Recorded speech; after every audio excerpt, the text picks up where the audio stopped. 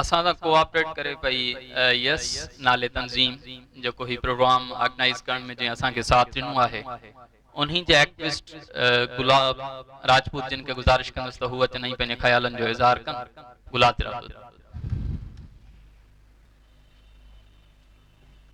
बिस्मिल्लाहिर्रहमानिर्रहीम। अस्सलाम वालेकुम। पहिरीं शख्सियत साईं कलंदर शाह जंहिं खे कंहिं बि सुञाणप जी ज़रूरत नाहे। अगर जे सुञाणप कराइजे त छो सुञाणप कराइजे ऐं अगर जे कराइजे त कीअं बि कराइजे। छो जो त साईं पाण सुञाणप पंहिंजी पाण सुञाणप कराई चुका आहिनि ऐं उन ई सुञाणप कराइण लाइ मूं जहिड़नि नंढड़नि खे कहिड़ी बि शायदि जी ज़रूरत नाहे। साईं कलंदर शाह लखयारी सां मुंहिंजी पहिरीं मुलाक़ात सिंध म्यूज़ियम में थी हुई, जिते साईं पाण हिकु सदारती ख़िताब करण जे लाइ आया हुआ। जॾहिं उन तकरीब में पहिरीं चकर मां साईं सां मिलियो हुअसि त मूंखे अहिड़ा साईं जा चिटा ऐं उपतार वर्ड कया ऐं अहिड़ो ख़िताब कयो जेको मुंहिंजे दिलि जे असर करण जे बदिरां उहे लफ़्ज़ अॼु ताईं दिलि में दिमाग़ जे बदिरां दिलि ते असर करण लॻा आहिनि ऐं उहो मोहसिन आहे जंहिंजी रहबरी सां अॼु बि असां घणो कुझु हासिल करे सघूं था। साईं कलंदर शाह लखयारी उहा हसियत आहे जेको दोस्तनि जो सफ़ा यार हूंदो पर फ़क़ीरी माण्हू ऐं सादगी सल केरु पुछा कंदो त मां उन जो मिसाल साईं कलंदर शाह लखयारी खे ॾींदमि त वाक़ई सादगी ॼाणण ऐं सभु कुझु हूंदे पोइ साईं कलंदर शाह लखयारी बिल्कुलु सादगी अपनाई ऐं वॾी ख़ुशियत इहा हुई त हू पाण पंहिंजनि बच्चनि खे गॾु नियाणियुनि जी तैलीम बि ॾिनी। छो जो हर असांजे मुआशिरे में नियाणियुनि जी तैलीम एतिरी कामिल न आहे पर सर उहा वाहिद शख्सियत हुई जेका नियाणियुनि खे वॾे उरूज ते पहुचायो हो। त अॼु जीअं त हिकु तैलीमी ॾींहुं आहे ऐं उन तैलीम ॾींहं जे हिकु तैलीम दान खे असां जेकॾहिं भेटा पेश कयूं था त वाक़ई साईं अमर जोए खे मां चवंदसि जसल आहिनि जे हिन तैलीम जे ॾींहं जे हिकु तैलीम जे मालिक खे भेटा पेश कई आहे। असल में तैलीम त उहो इंसान जो खज़ानो आहे जेको हर खज़ानो दुनिया जा अहिड़ा खज़ाना आहिनि जेके ख़तम थी वेंदा आहिनि पर तैलीम उहा खज़ानो आहे जेतिरी फैलाईंदा ओतिरो उहो खज़ानो वधंदो वेंदो पर घटंदो न आहे। त साईं पुण उन ई खज़ाने जा मालिक हुआ जंहिंसां हज़ार शागिर्दनि खे उन जे पास आया। साईं जिन लाइ तैलीम इंसान लाइ ई मिसाल हूंदी आहे जीअं असां लाइ खाधो हूंदो आहे। खाधो हूंदो आहे उहो असां लाइ हिकु वधण ऐं वाधवी जे लाइ ज़रूरत हूंदी आहे।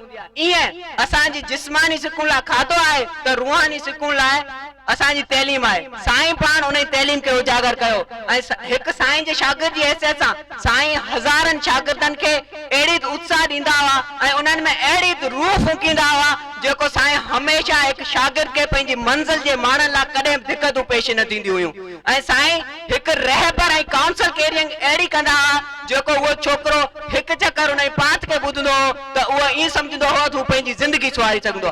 अॼु साईं हिते असांजे विच में मौजूदु त न आहिनि पर साईं जेको शागिर्दनि लाइ उत्साह कंदा हुआ उहो उत्साह जो बैदि अॼु बि मूंखे ईअं गूंजे थो जिन मां वरी नओं जनम वरितो आहे। मां चाहियां थो त साईं जी उन उत्साही बैत खे जेका शागिर्दनि खे ॾिनी आहे उहो उत्साही बैत मां तव्हां सां बि वंडियां।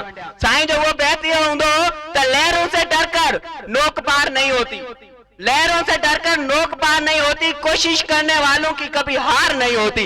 निन्नी चींटी जब दाना लेकर चलती है, निन्नी चींटी जब दाना लेकर चलती है चढ़ते ही दीवारों पर 100 बार फिसलती है, चढ़ते ही दीवारों पर 100 बार फिसलती है। मन का विश्वास रगों में सांस भरता है, चढ़कर गिरना गिरकर चढ़ना, चढ़कर गिरना गिरकर चढ़ना ना उखड़ता है, चढ़कर गिरना गिरकर चढ़ना ना उखड़ता है। आखिर उसकी मेहनत बेकार नहीं होती, कोशिश करने वालों की कभी हार नहीं होती, कोशिश करने वालों की कभी हार नहीं होती। असफलता एक निन्नी चूंटी है उसे तो स्वीकार करो, असफलता एक निन्नी चूंटी है उसे तो स्वीकार करो। क्या कमी रह गई है देखो उसे तो सुधारा करो, क्या कमी रह गई है देखो उसे तो सुधारा करो। जब तक ना सफल हो नींद चैन को त्याग करो, जब तक ना सफल हो नींद चैन को त्याग करो। संघर्ष का मैदान है छोड़कर मत भागो, संघर्ष का मैदान है छोड़कर मत भागो। कुछ किए बिना जय जयकार नहीं होती, कुछ किए बिना जय जयकार नहीं होती, कोशिश करने वालों की कभी हार नहीं होती। हकीकत यह है त साईं अॼु पाण असांजे विच में मौजूद त न आहिनि, पर उहे साईं जेके असां खां मोकिलाइनि उहे हिकु फिज़िकल तौरु मोकिलाइनि, पर रूहानी तौरु अॼु असांजे रूह जा राणा आहिनि। ऐं सदाई रहबरी ईअं कई आहे जिन अॼु हिन पिंडाल में त न आहिनि, पर असांजे रूह में साईं ईअं मौजूद आहिनि जीअं कर हिन पिंडाल में साईं पाण वेठा आहिनि। त तारीख़ हमेशह उन्हनि यादि के कंदी आहे। कंहिं पुछा कई ज़िंदा इंसान केरु हूंदो आहे, चयो ज़िंदा इंसान त उहो हूंदो आहे जेको मरी वञण खां पोइ बि हज़ारी माण्हुनि जे दिलनि में ज़िंदा हुजे।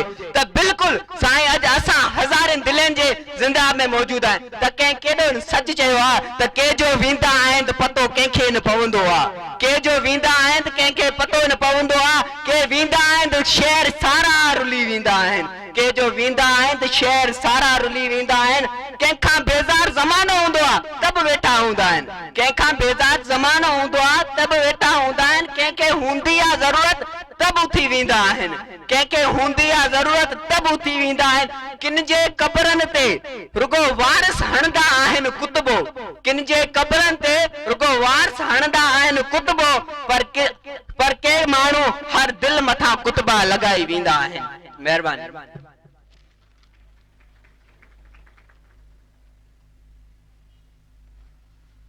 महिरबानी गुलाब। ही नौजवाननि जी तर्जुमानी आहे, नौजवाननि जे ख़्यालनि जी तर्जुमानी आहे, उन्हनि जे एहसासनि जी तर्जुमानी आहे ऐं उन्हनि जूं फीलिंग्स आहिनि साईं कलंदर शाह लखयारी साहिब जे लाइ जेका हिकिड़ी हक़ीक़त आहे जेका साईं तव्हांजे साम्हूं आहे।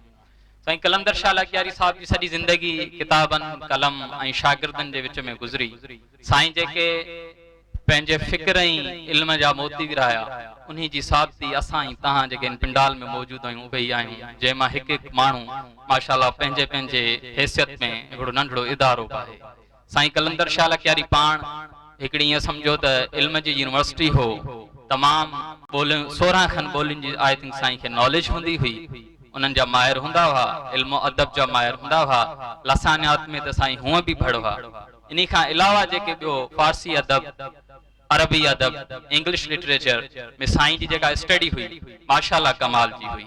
अकेडमिक खां वेंदे फोक विजडम ताईं, फोक लिटरेचर ताईं साईं जी जेका गिरफ़ हुई उहा तमामु पसंदि जहिड़ी हुई। ख़ुशनसीब हुआ उहे माण्हू जेके साईं जे विच में रहिया ऐं साईं खां कुझु न कुझु हासिलु कयो, उन्हनि में असां बि आहियूं।